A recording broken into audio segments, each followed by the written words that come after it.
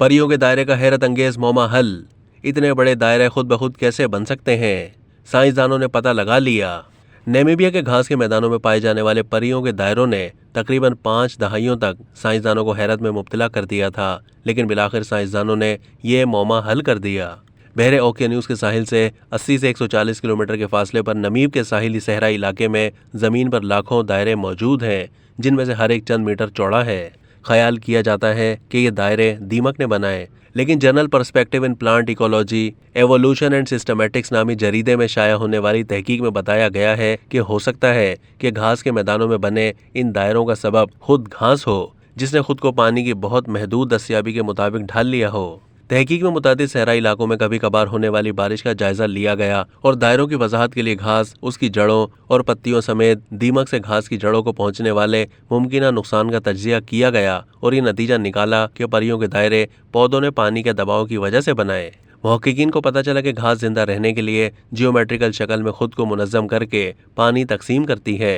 मुहक्किकीन ने 2020 के खुश्क मौसम से 2022 के मौसम बरसात के इख्तिताम तक परियों के दायरों के अंदर और उनके इर्द गिर्द मिट्टी में नमी जांचने के सेंसर नस्ब किए, ताकि 30 मिनट के वक्फों के साथ मिट्टी में मौजूद पानी की मिकदार मालूम की जा सके।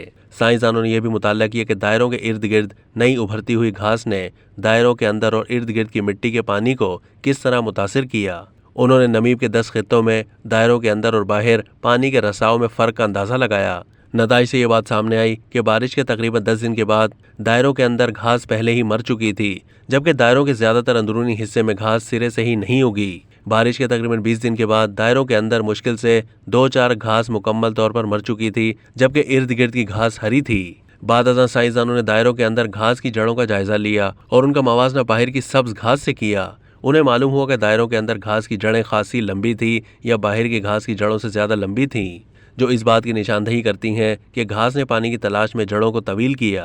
ताहम साइंसदानों को घास की जड़ें दीमक के खाने का कोई सबूत नहीं मिला और बारिश के 50-60 दिन के बाद मुर्दा घास की जड़ों को पहुंचने वाला नुकसान ज़्यादा नुमाया हो गया। साइंसदानों ने वजाहत की है कि दीमक की सरगर्मी की वजह से दायरों के अंदर ज़्यादातर हिस्से में घास के अचानक गायब हो जाने की वजाहत नहीं की जा सकती, क्योंकि दीमक के खाने के लिए कुछ नहीं था। लेकिन ज़्यादा अहम यह है कि हम ये दिखा सकते हैं कि दीमक इसकी जिम्मेदार नहीं, क्योंकि घास बारिश के फौरन बाद दीमक के जड़ें खाने की किसी निशानी के बगैर मुर्दा हो गई।